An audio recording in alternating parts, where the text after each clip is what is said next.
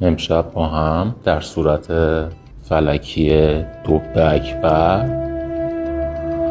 همونطور که در تصویر مشاهده میکنید، نمای گسترده و تلسکوپی از درخشش سحابی ها یا گاز و گرد و غبار میان ستاره‌ای در کهکشان راه شیری و همچنین کهکشان های مسیحه 81 و 82 که حدود 12 میلیون سال نوری با ما فاصله دارن نگاهی میندازیم.